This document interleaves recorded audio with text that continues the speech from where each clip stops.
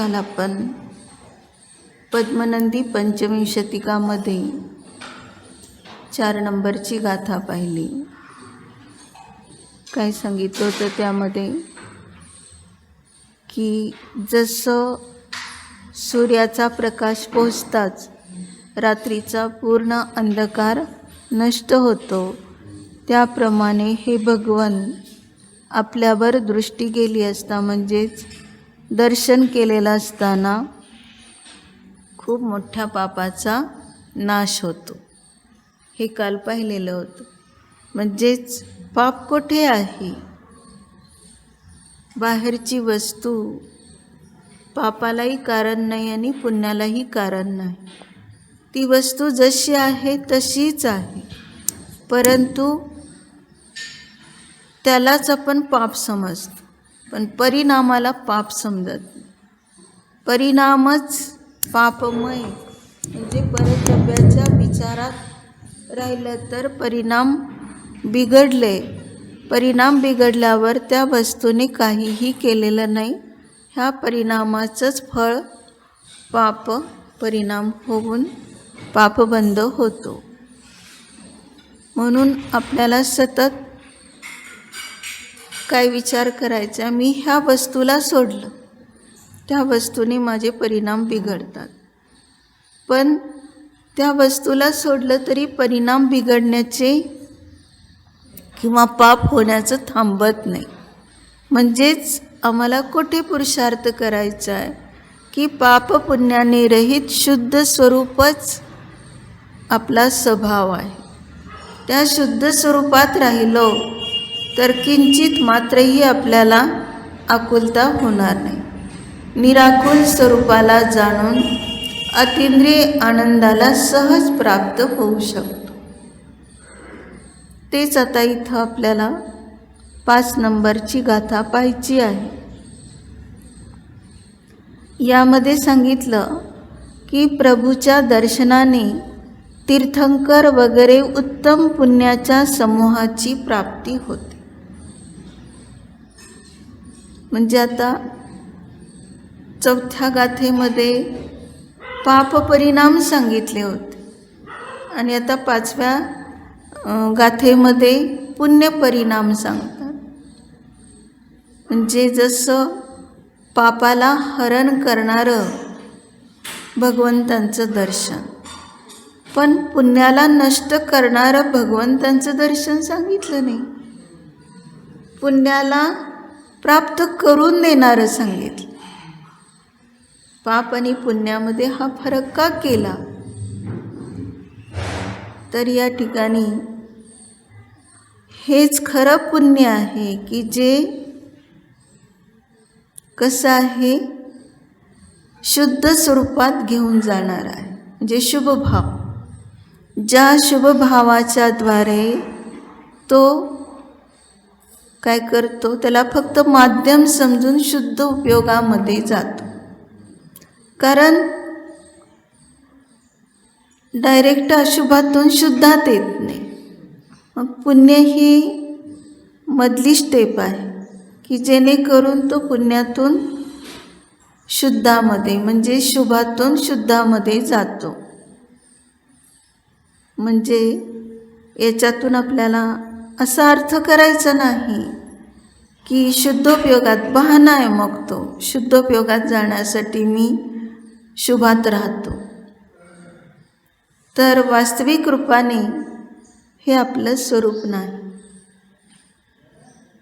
कारण याच्यात तळमळतोय.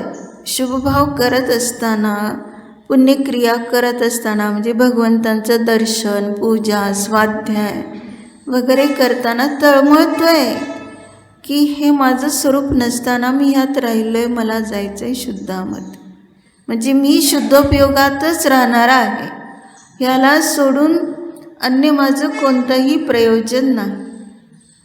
हे जर आम्हाला समजलं तर त्यावेळेस त्याच्यामध्ये हर्ष होणार नाही, पुण्याची प्राप्ती झाली. ते आता इथं सांगत आहे. दिठ्ठे तुमम्मी जिनवर सिजैसो कोवि पुण्य पापारो होई जनो चेन पहु य परलो यथसी पीनम. काय सांगितलं? हे जिनेंद्र भगवान, जिनवरा, तुमच्यावर दृष्टी पडलेली असताना, म्हणजे तुम्हाला पाहिलेलं असताना, तुमचं दर्शन केलेलं असताना, सिजैसो कोवि पुण्य पब्भारो, तो काय होतं सांगितलं. तर सिजई म्हणजे वास्तविक रूपाने शिजला, शब्दशार्थ. शिजला म्हणजे काय झालं. आता एक उदाहरण आहे की शेतात हरभरे आलेले, हरभरे गोळा करून आणले आणि त्यातले काही हरभरे शिजायला टाकले, काही हरभरे डब्यात ठेवले, काही हरभरे इकडे तिकडे गडंबून गेले.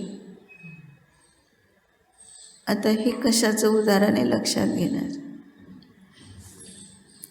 शिजायला घातले म्हणजे आता ते पुन्हा उगवणार नाही, म्हणजे त्यांचं जन्ममरण नाही. तसं सिजई हे पद कशासाठी आहे. भगवंतांना पाहिलं की मी शिजलो म्हणजेच मोक्ष मार्गस्थ झालो, आता मला जन्ममरण नाही, मी शरीर रहित, कारण परमात्मा जो आहे तो कार्य परमात्मा रूप असा सिद्ध अवस्थेला पोहोचणार. म्हणजे मी स्वभाव सिद्ध आहे आणि तो आता शिजला म्हणजेच पुन्हा जन्ममरणाच्या चक्रात येणार नाही. म्हणून सिजई शब्द वापरलेला आहे. पण तो शिजतो म्हणजेच मोक्षगामी होतो, मोक्षाला जातो. कोवि पुण्य पब्भारो, आणि कोणी पुण्याच्या भाराने सहित होतो, म्हणजे पुण्यस्वरूप होतो. मग कसं? पुण्याचे दोन अर्थ आहेत. पुण्य म्हणजे जो पवित्र स्वरूप, पावन झालो म्हणजेच काय झालो, पवित्र स्वरूपाला जाणणं हे पुण्य आहे. आम्हाला पुण्य म्हटलं की लगेच सगळं संसारातल्या गोष्टी आठवतात. बघा, आम्हाला हे सगळ्या वस्तूंची रेलचेल आहे, सगळं काही आमच्याकडे आहे. मग ते आहे म्हटल्यानंतर काय होतं, आम्ही सगळ्यापेक्षा श्रेष्ठ गर्व करायला सुरुवात. एवढं धन कोणाजवळच नाही, माझ्याजवळच आहे. मग असं करता करता तो काय करतो, आणखीन जे काय आहे त्याची तुलना करत राहतो. हे सगळं माझंच आहे, माझ्याजवळच आहे, अन्य लोकांना हे प्राप्त होत. अशा प्रकारचं माझं पुण्य आहे. पण ज्या पुण्यामध्ये अडकून पुन्हा पुन्हा त्याला अजून काही प्राप्त करण्याची इच्छा होते, मग त्याला म्हटलं ते पुण्य उपयोगी नाही. कारण का? प्रवचनसारमध्ये त्याला म्हटलेले तृष्णेचं माहेरघर. तृष्णेचं माहेरघर म्हणजे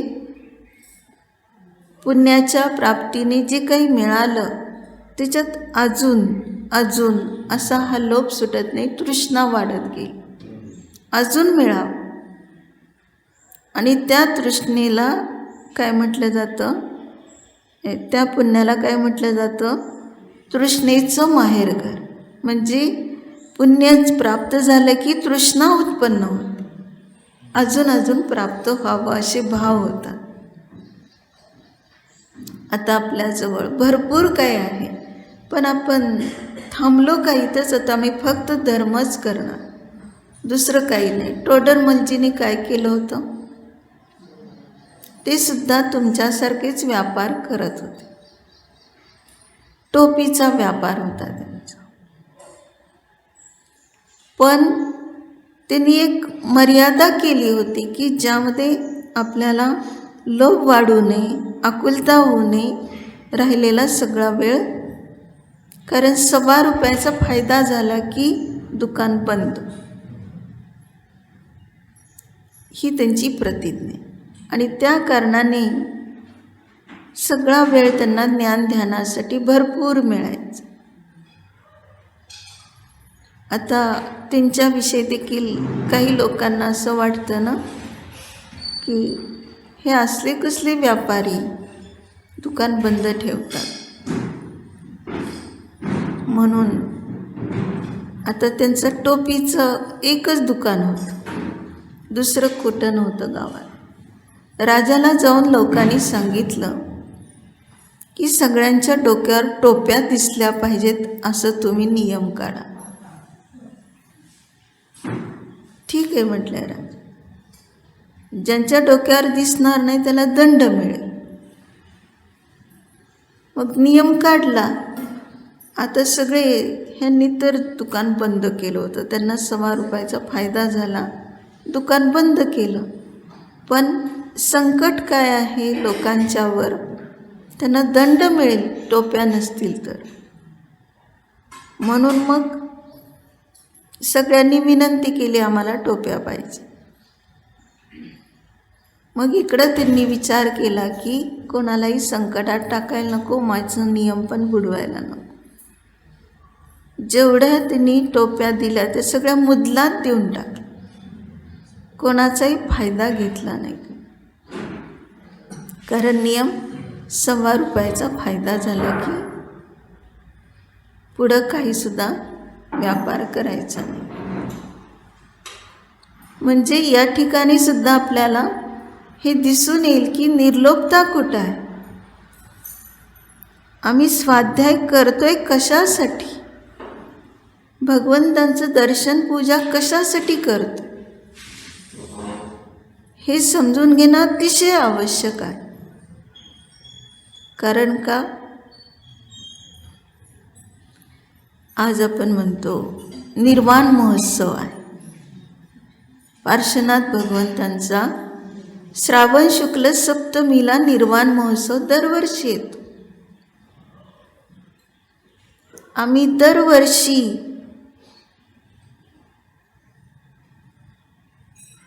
कोणतं मंगल करतो, कालमंगल, कधी कधी क्षेत्रमंगल. शिखरजीला जाऊन कोणीतरी पोचतं आणि ह्या दिवशी मला तिथं निर्वाण, जसं पावापुरीला महावीर भगवंतांचं निर्वाण साजरं करायला जातात, त्यावेळेस तिथं कालमंगल, क्षेत्रमंगल आणि भावमंगल दूर.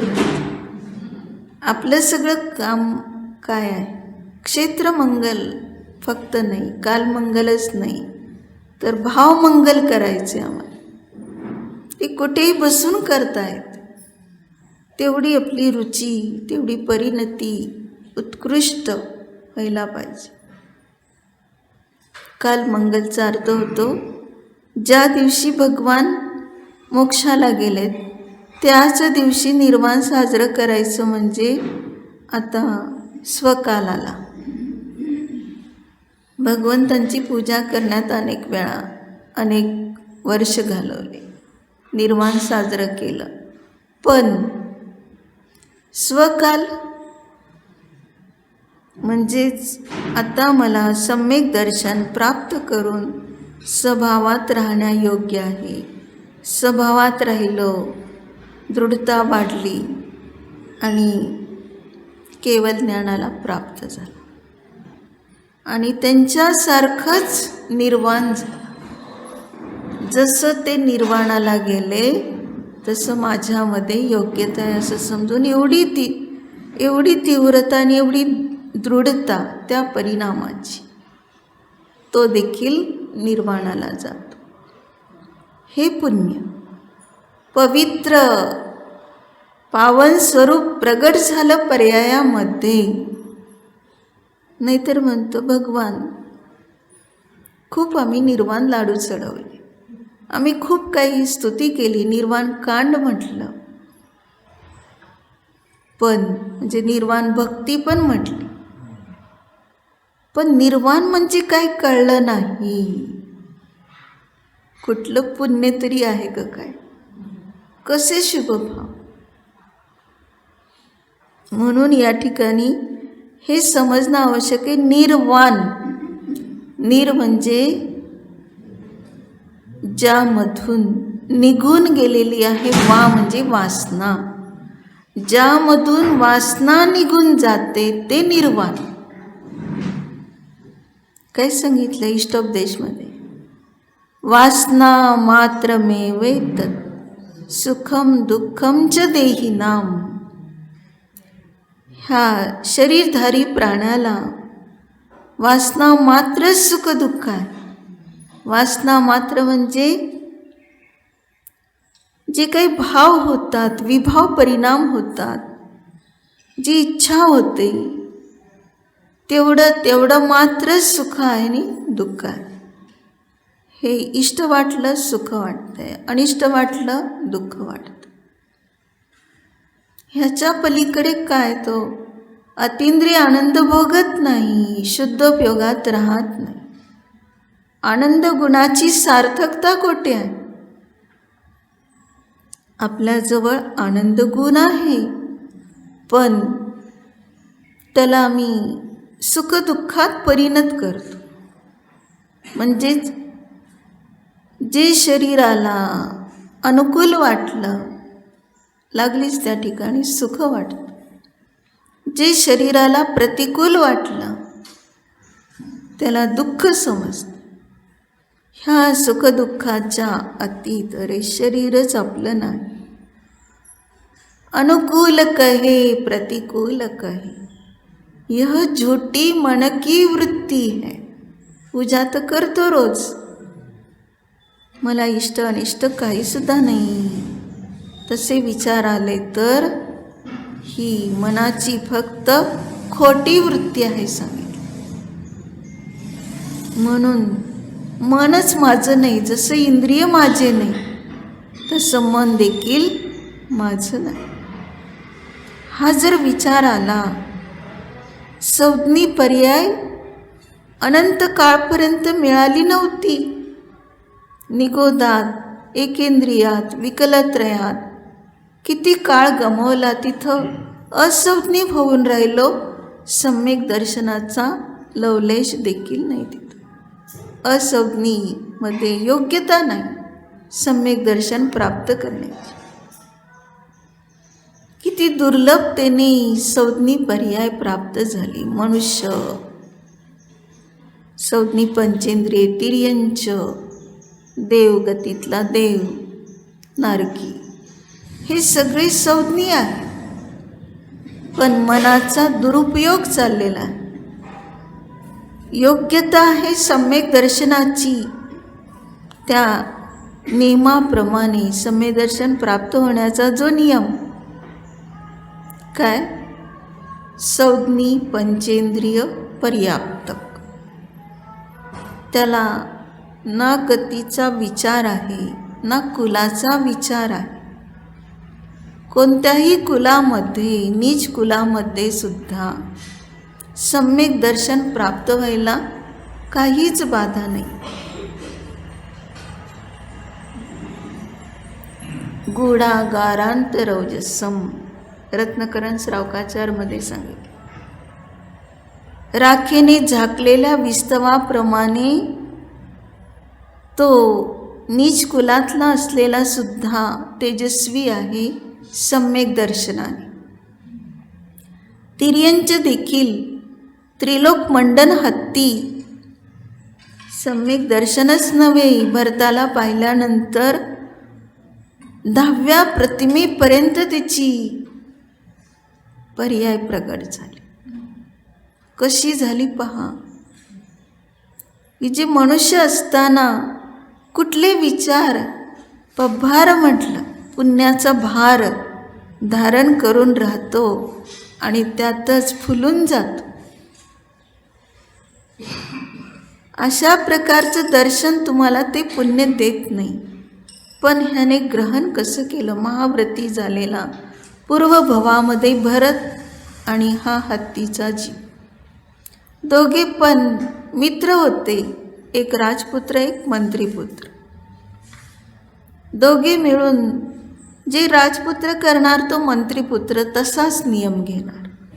राजपुत्राला वैराग्य झालं तर मुनिदीक्षा घेतली. ह्याने पण मुनिदीक्षा घेतली मंत्रीपुत्राने. आणि दोघेही साधना करतात वेगवेगळ्या ठिकाणी. राजपुत्र मुनी 4 महिन्याची उपवासी, प्रतिमा योग धारण करून बसलेले. किंचित मात्रही त्यांना शरीराचा मोह नाही. तहानभूक केव्हा लागते? आहार संज्ञा म्हटलं ना. तहानभूक, पुद्गलाविषयी जर प्रेम असेल तर तहानभूक लागते. कारण भाजी, फळे, धान्य हे सगळे पुद्गल आहे. त्याला ग्रहण करण्याची अनादिकाळचे संस्कार केलेले आहेत. त्या संस्कारवश त्याचा उपयोग त्या वस्तूमध्ये गेला की भूक लागते, तहान लागते. म्हणजे उपयोगानेच तो हा दोष निर्माण करतो. उपयोगामध्ये ही परिणती झाली की दोषी होतो तो. 4 महिनेपर्यंत उत्कृष्ट साधना करणारे ते मुनी विहार करून पण तसेच गेले, पारणा न करता. आता त्याच नगरामध्ये ते मंत्रीपुत्र मुनी आले आणि आहाराला निघाले. लोक समजतात 4 महिने तर काय त्यांना पाहण्याची गरजच नव्हती. श्रावकांना त्यांना कशाचं भान नाही की ते आहेत, ते साधना करतायत की निघून गेले. आता हे मंत्रीपुत्र आलेले मुनी ते मात्र आहाराला आल्यानंतर श्रावक समजतात, हां आपल्याच नगरामध्ये 4 महिने उपवासी असलेले तेच मुनी, तप करणारे तेच मुनी हे आहेत. कशाला कोण पाहते हे मुनी कोण आहेत आणि ते मुनी कोण? त्यांनी त्यांच्या परिणतीने आपलं स्तुती करायला सुरुवात केली.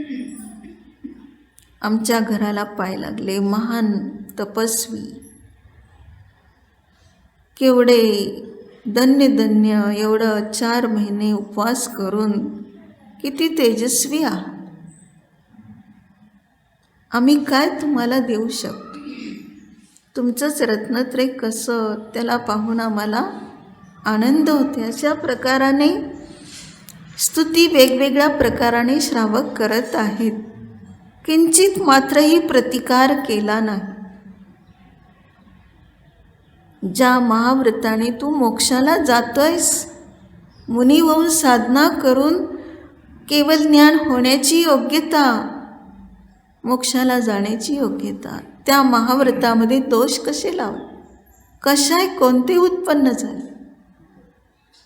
मान कशाय, माया कशाय? काय विचार केला? अरे मी जर असं म्हणेल तो मुनी मी नव्हे, तपश्चर्या करणारा तो मी नव्हे. जसं आहे तसं प्रगट करण्यामध्ये काहीच बाधा नाही. पण मान कशा आहे त्याला अडवतोय. मग मी जर सांगितलं तो मी नव्हे तर माझी स्तुती होणार.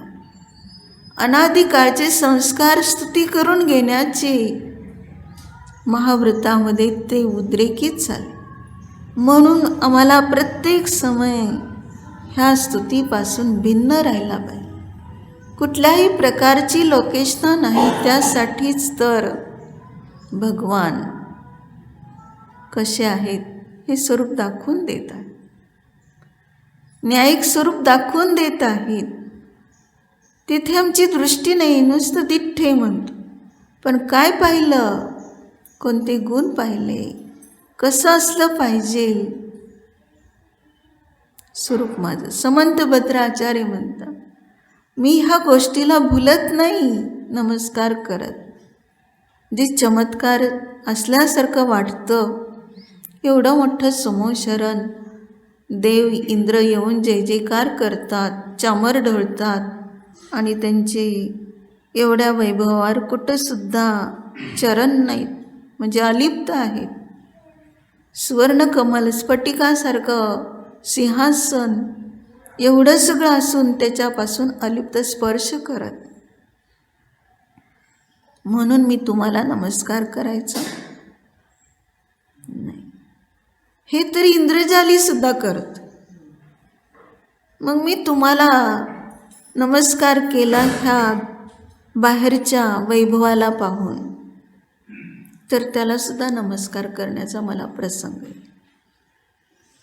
म्हणजे तुमच्यासारखा तो देखील पूज्य ठरेल, पण लक्षण फक्त तुमच्यातच दिसलं पाहिजे. ते लक्षण दिसलं तरच माझा नमस्कार. मग कोणतं लक्षण दिसलं? रोज दर्शन करतो, पण तो अष्टप्रातिहारी छत्र, भामंडल, सिंहासन, अरे काय हे तुझं स्वरूपच नाही. भगवान आत्मा ह्यापासून अत्यंत भिन्न. मग काय शरीर परम अवतारिक, सुंदर, सुप्त धातूने रहित. स्वर्गातले देव पण आहेत तसे, त्यांचं शरीर तसं सुंदर आहे, सप्त धातूने रहित आहे. त्यांना नमस्कार करावा लागेल. मग ह्या शरीराला पाहून तुम्हाला नमस्कार केला. मी तेही पाहत नाही, शरीराचं सौंदर्य पाहत नाही, मी पाहतोय आत्म्याचं सौंदर्य. तिसऱ्या कारिकेत सांगितलं, देवागम स्तोत्रामध्येच हे सांगितलं, तीर्थंकर पद आहे म्हणून तुम्हाला नमस्कार करतो. पंचकल्याणिक तुमचीच होतात, तीर्थंकराची होतात, सामान्य केवलीची होत नाहीत. म्हणून मी ह्या पदाला नमस्कार करतो म्हटलं तर शक्य नाही. अन्यसुद्धा मतवादी स्वतःला तीर्थंकर मानणारे आहेत, त्यांना मला नमस्कार करावा लागेल नाही. मग चौथ्या कारिकेत सांगितलं, दोष आणि आवरण ज्याच्यातून पूर्ण संपलेलं आहे, म्हणजे ज्याला आपण चार घाती कर्माने रहित म्हणतो. ज्ञानावरण, दर्शनावरण नाही. आणि दोष म्हणून मोहनीय अंतराय कर्म, अरी रज रहस विहीन. एकाच वाक्यात घेऊन टाकलं ना, स्तुती करतो. अरी म्हणजे कोण घेतले? ज्ञानावरण, दर्शनावरण. रज म्हणजे मोहनीय, रहस म्हणजे अंतराय, विहीन ह्याने रहिता, म्हणजे अंतरंग बहिरंग मल राहिला नाही. एवढी निर्दोषता आपल्यामध्ये, तेथे माझं मस्तक सहज झुकलं जाईल. जबरदस्ती नाही, गुणानुराग आहे. आणि काय मी माझ्यामध्ये परिणत असा होईल हे भगवान. जसं आपलं स्वाभाविक स्वरूप आहे तसंच माझं देखील आहे. समंत भद्राचार्य मुनी अवस्थेत असं म्हणतायत. मग सगळी भगवंतांची परीक्षा नाही, स्वतःची परीक्षा आहे. त्यामध्ये ह्या साधनेमध्ये मला कसलीही लोकेशना होऊ नये. म्हणजेच लोकांनी मला पुरस्कार द्यावा, सन्मान द्यावा, सतत नमस्कार करावा, मग मी मोठा, मग मी सर्वापेक्षा श्रेष्ठ, असे मला भाव स्पर्श देखील करू नयेत, ही स्वतःची परीक्षा केली. मला पंचकल्याणिक व्हावेत ही इच्छा नाही. त्या भावनेने मी दर्शन, विशुद्धी वगैरे भावना पाहत नाही. मला कुठल्याही पदाची इच्छा नाही. मी ज्ञानपदामध्ये, की जे ज्ञानपद शाश्वत आहे, तीर्थंकरपद निघून जाणार आहे, पण ज्ञानपद नष्ट होत नाही. माझ्या मी स्वरूपामध्येच परिपूर्ण आहे. एवढं समजून त्यांनी संपूर्ण जगाला बोध दिलेला. म्हणजे निराकरण कशाचं झालं? जो स्वभावात राहतो त्याच्या विभावाचं निराकरण होणार. अनादिकाळच्या संस्कारवश कोणीतरी आपल्याला प्रोत्साहन केलं, चढवलं, तर मग मी कार्य करेल, चांगलं अजून करेल. हे संस्कार अनादिकाळचे खोटे संस्कार आहेत. मला कुठल्याही पर्यायात न हर्ष न विषाद. मी फक्त एक ध्रुव सामान्य चैतन्य स्वरूप शाश्वत आल्हाद देणार आहे. असं असताना बाहेर कोठे मी आल्हाद शोधायला चाललोय, कोठे मी आनंद शोधायला चाललोय. आज मी निर्वाण महोत्सव साजरा करतोय, पण भावमंगल व्हायला पाहिजे. मीच असा आहे, माझं स्वरूपच असं आहे, मी न्यायिक आहे. ह्याशिवाय दुसरं कोणी आपल्याला शरण नाही. प्रत्येक समय पहा, विचार करा. जो काही पूजा करताना विकल्प आला, अरे भगवंतांनी तर तुझे अष्टद्रव्य स्वीकारले नाही आहे, तू कशासाठी अष्टद्रव्याची पूजा कर? आपली निर्लोभता प्रगट करण्यासाठी. भगवंतांचा बहुमान होतो आणि त्याच्यातून तशा प्रकाराने आपल्या स्वरूपाचं अनुभव करण्यासाठी पहिलंच पद घेतलं अष्टद्रव्यातलं जल. मग त्या जलाने काय काम केलं? 3 धारा सोडल्यात. जलम निर्वपामिति स्वाम. कशासाठी? 3 धारा सोडल्या. तुझं जन्म जरा मरण चुकणार आहे ना? त्या धारेने चुकणार नाही. आत तशा धारा सुटल्या पाहिजे. अतिंद्रिय आनंदाच्या अमृताच्या धारा 3 पेक्षा जास्त. ह्या फक्त 3 सोडल्यास ते त्याचं प्रतीक जन्मजरा मरण चुकवण्याचं. पण ह्या धारा काय सांगतात? तुला जर काही ग्रहण करायचं असेल तर आत्मस्वरूपच ग्रहण कर. पाणीसुद्धा तुझा परिग्रह नाही. हा परिग्रह नाही म्हणून इथं मी धारा सोडतोय त्याची. चंदन हा माझा परिग्रह नाही म्हणून मी इथं अष्टद्रव्यात चढवतोय. त्याच्यातूनच हा निष्परिग्रह स्वरूपाचा विचार करून मी स्वतःमध्ये शीतल होतो. त्या चंदनाने शीतल होत नाही, निष्परिग्रहाने शीतल होतो. निष्परिग्रह स्वरूप जाणीवेत घेतो. मुठीच्या मुठी तांदूळ चढवले अखंड, पण अखंड काय आहे? चक्रवर्ती पद 6 खंडाचं राज्य प्राप्त करण्यासाठी नाही, ते वैभवासाठी नाही, अमिंद्रासाठी नाही. कशासाठी आहे? अक्षय पद कुठे आहे? स्वरूपा. क्षय न होणारं आपलं निजध्रुव कारण परमात्मा ते अक्षय पद आहे. म्हणजे ह्याची तू जाणीव कर. आणि ज्याला मी वैभव समजलो त्याला मी इथं स्वाहा करून टाक. ते माझ्यासाठी अखंड नाही, ते मला बोध देण्यासाठी. अरे काय माझ्यामध्ये अडकलायस, ते बोध देतंय. तू तुझ्या अखंड स्वरूपाला जाण. त्याच्यात खंड नाही, विभाग नाही, भेद नाही, असा अभेद स्वरूप तुझा कारण परमात्माच तुला शरण आहे. भगवान बोध देत आहे. फूल चढवलं. कोणतं फूल चढवलं?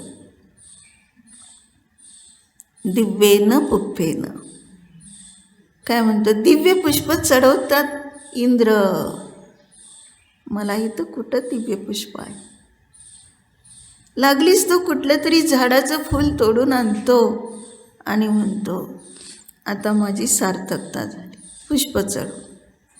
असं नव्हे. त्याचं प्रतीक लक्षात.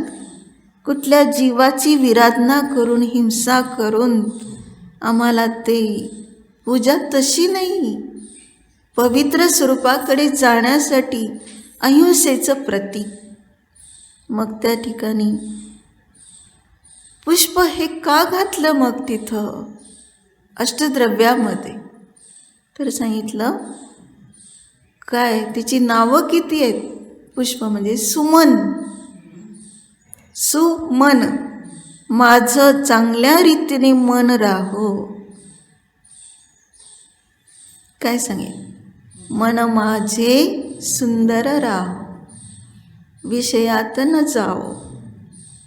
मग या ठिकाणी त्याचं प्रतीक, कोमलतेचं प्रतीक आणि निष्काम स्वरूपाचं प्रतीक आणि सरलतेचं प्रतीक. कारण अंतर्बाह्य कोमल, मन वचन काय आमचे सुद्धा एवढे सरळ आणि कोमल की त्याला दास बनवलं आणि स्वभावात नेऊन ठेवलं, गुप्त केलं. मन वचन काय हे सगळं फक्त प्रतीकच म्हणून आपण अष्टद्रव्य चढवतोय आणि त्यामध्ये निर्लोभता प्रगट करतोय की भगवान ह्यापासून कसे भिन्न झाले. मग त्यावेळेस सांगितलं की पहा, ही निर्विकारता तुझ्यामध्ये आहे. फक्त त्या योग्यतेला तू आता स्वीकार कर, जाण. एकदम निर्वेद स्वरूप जाणून कसल्याही प्रकारच्या वेदाचा उदय आला तरी सुद्धा त्यात तो रंजायमान होणार नाही. ही सगळी जड परिणती, मोह परिणती आम्हाला काल मंगल साजरं करायचंय, निर्वाण, तर आता परिणत व्हायचंय स्वभावामध्ये. मग सांगितलं नैवेद्य चढवताना काय केले विचार. ते सगळे नैवेद्याची ताटं पाहिली, पक्वान्न, रेलचेल पक्वान्नाची मंदिरात. मग काय भगवंतासमोर चढवलंय पण आपल्याला खायला यातलं पक्वान्न असं कधी करून देत नाहीत कोणी. भगवंतांना चढवायला एवढं चांगलं पक्वान्न केलं. अरे या ठिकाणी मी क्षुधा परिशहाने रहित आहे, तृष्णा परिशयने रहित आहे, हे जाणण्यासाठी नैवेद्य. कोणता नैवेद्य आहे? बाहेरचे पक्वान्न नाही. नैवेद्य म्हणजे या ठिकाणी याचा अर्थ समजून घेणं आवश्यक आहे. अनादी काळापासून ज्या भोजनामध्ये मी तृप्ती मानली ते खरं माझं स्वरूप नाही. भगवान तुम्हाला पाहिलेलं असताना माझी तहानभूक हरपली म्हणतो. कुठं गेले तुझे आता हे परिणाम खाण्यापिण्याचे? सांगितलं काय की उपयोग लागला अनशन स्वरूपामध्ये आणि समर्पण झालं सर्वच. पक्वानच नव्हे, नैवेद्यच नव्हे, सर्व परद्रव्याचं समर्पण झालं. म्हणजेच आता मी त्यापासून भिन्न, मला गरज नाही परद्रव्याची. जे मी करत होतो ते चुकीचे भाव करत होतो आणि निर्दोषता मला तुम्हाला पाहिलेलं असताना माझी निर्दोषता मी जाणीवेत घेतली. अशा रीतीने दीपक, मग किती लाईटीची रोषणाई, किती लाईटी लावतो आणि म्हणतो आनंद आहे, उत्सव, दिवाळी साजरी करायची. त्याचं नाव दीपावली. मग दीपांची पंक्ती म्हणतो, अरे हे दीप म्हणजे दीपच राहिले, पण रत्नसुद्धा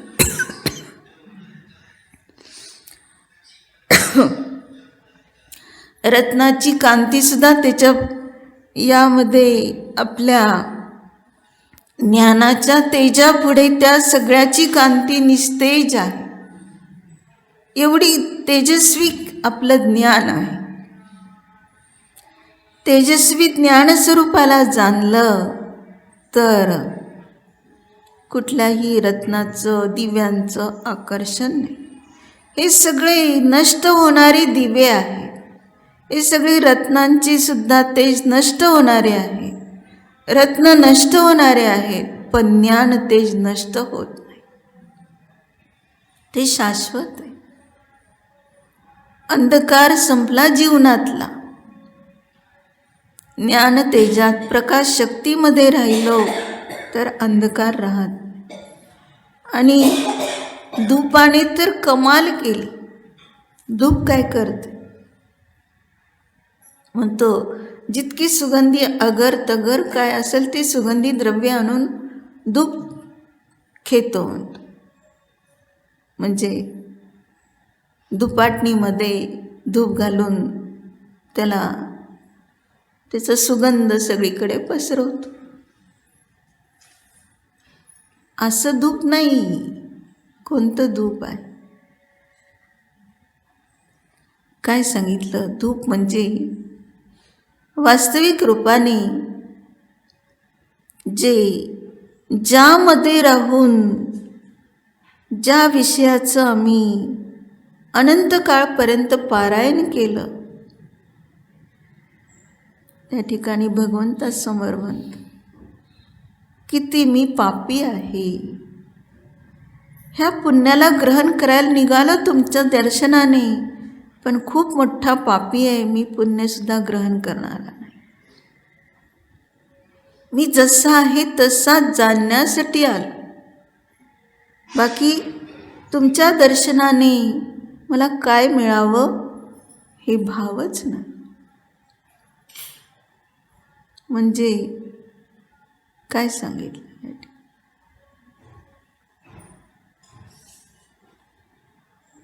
एक पंडित होते आणि त्या पंडितांनी संपूर्ण बाकीच्या विद्वानांना हरवण्याचं काम केलं, पराजित केलं. आणि एवढा गर्व झाला त्या पंडिताला की माझ्यासारखा विद्वान दुसरा कोणी नाही. तो एवढ्यावरच थांबला नाही, तर प्रत्येक जे पराजित झालेले विद्वान त्या राजाच्या दरबारामध्ये जेव्हा काही प्रश्नोत्तरं होतात आणि त्यात तो पराजित करतो अन्य विद्वानांना, तेव्हा त्यांच्याकडून कर टॅक्स गोळा करतो.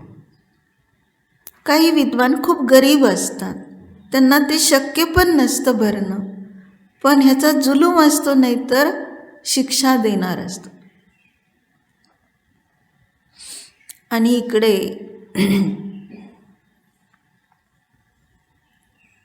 एका दुसऱ्या राज्यामध्ये एक भक्त असतो आणि तो एवढा सरळ परिणामी असतो आणि खूप विद्वत्ता त्याची अशी असते की ती झाकली मूठ 1.25 लाखाची अशी असते. कोणाला माहीत नाही. पण त्याचे जे शिक्षक असतात ते शिक्षक पण तशाच प्रकाराने त्याला बोध देतात. आणि तो तर स्वतः सुसंस्कारित आहे. एक दिवस ह्याचे सगळे शिष्य यांच्याकडे आले, त्या विद्वानाचे. आणि हा पूजा करत होता तो भक्त, आणि त्याला विचारलं, कुठे गेले तुमचे गुरुजी? बाहेर गेलेत, त्यांनी शांततेने सांगितलं. मग काय काम आहे विचारलं. काही नाही, त्यांनी कर भरला नाही, ते आम्ही घेऊनच जाणार, तोपर्यंत इथं थांब. कधी येणार आहेत ते, केव्हा येतील माहीत नाही, पण आले तरी ते कर भरणार नाहीत. हे अगदी ठाम उत्तर दिलेलं असतं त्यांनी. ते कर भरणार नाही, तू कोण सांगणार? वादावादी सुरू झाली. त्यांनी सांगितलं, हे मी तिथं येऊन उत्तर देतो. तुमच्या दरबारात ज्याने आत्तापर्यंत इतकं सगळ्यांना काय केलंय, हैराण केलंय, त्याचं मी पाहून घेतो. आणि हे जाऊन सांगितलं त्यांना, त्या विद्वानाने जाऊन सांगितलं राजाला. बघा म्हटले, किती उद्धट आहे तो, कसा बोलतोय, सगळं विरुद्ध बोलतो. बोलवा म्हटले त्याला, मी क्षणात पराजित कर. आणि मग बोलवणं पाठवलं. गेला तो, न घाबरता गेला. कारण त्याच्यामध्ये जी लोकेशनेने रहित अशी बुद्धी होती, त्यामध्ये स्वतःच तो पराजित होणार नाही, अशा प्रकारच्या योग्यतेचं. त्याने काय प्रश्न विचारला, त्याचं उत्तर त्याने दिलं. त्यांनी सांगितलं, सपशेल हे खोटं आहे, त्यांनी सांगितलेलं उत्तर. त्याचं उत्तर असं आहे म्हणून त्याचं खोडून काढलं. आणि ह्याने सांगितलं की जे तुम्ही म्हणताय ते शास्त्रात तसं नाही आहे, त्याचा अर्थ वेगळा आहे. जेही सांगतोय तेच शास्त्रामध्ये हाच अर्थ आहे. मग त्यांनी दुसरा प्रश्न विचारला, तिसरा विचारला, कुठंच काही त्याला बाधा आली नाही. त्यांनी सगळी उत्तरं व्यवस्थित दिली आणि त्याला शेवटी मान खाली घालून जाण्याचा प्रसंग प्राप्त झाला. जो आजपर्यंत इतका गाजला गेलेला आणि तो निघून गेला त्या सभेतून, आणि ह्याचाच जय जयकार केला. लोक त्याच्यामध्येच बसलेले असतात. आणि मग सांगितलं ह्यांना बक्षीस द्यायचे. तो म्हटला, मी बक्षीस घेण्यासाठी आलो नाही, वस्तू व्यवस्था जशी आहे तशीच सांगण्यासाठी आलो. कारण त्या ठिकाणी काहीतरी शेरभर सोनं द्यायचं ठरवलेलं असतं, ह्यात जो कोणी विजय प्राप्त करेल किंवा अर्धराज्य. त्याने म्हटलं, हा तुमचा मोठेपण आहे, तुम्ही दिलं मला, पण मी हे स्वीकार करत नाही. कारण हे जर स्वीकार केलं तर मी ह्याच्यातच अडकून बसेल. मला फक्त स्वभावात राहून अशाच पद्धतीने कोठे काही होत असेल तिथं प्रचार करायचा, दुसरं काही सुद्धा नाही. मी स्वतंत्रपणे स्वभावात राहणार. एवढं ऐकल्यानंतर इतकं सगळ्यांना आनंद झाला की आणि काही स्वीकारलं नाही. मग तसा आपला आत्मा आहे की धूप चढवताना मी काही स्वीकारलं नाही, बाहेरचं कुठल्याही कर्माच्या अधीन नाही आहे. मी 8 कर्माच्या अधीन नाही, त्याच्या अतीत मी भाव कर्माने रहित असा एक शुद्ध कारण परमात्मा आहे. धूप चढवताना असे भाव झाले का? फक्त काय ते सुगंधी, काही सुगंधश्मी असते ना, तर सुगंध कुठं आत करायचं आहे, बाहेर नाही. आपल्या आत आत्मानुभूती घेऊन किती प्रत्येक प्रदेश सुगंधी, म्हणजेच वास्तविक रूपाने गंधगुणाने रहित आत्मा आहे. पण स्पर्श स्पर्शाने रहित, मग ज्ञानाला स्पर्श, ज्ञानाचा स्पर्श, ज्ञानाचाच गंध, सुगंध, हे सगळं आपण जर समजून घेतलं तर बाहेरच्या परद्रव्यात दृष्टी राहणार नाही. आणि फल काय आहे?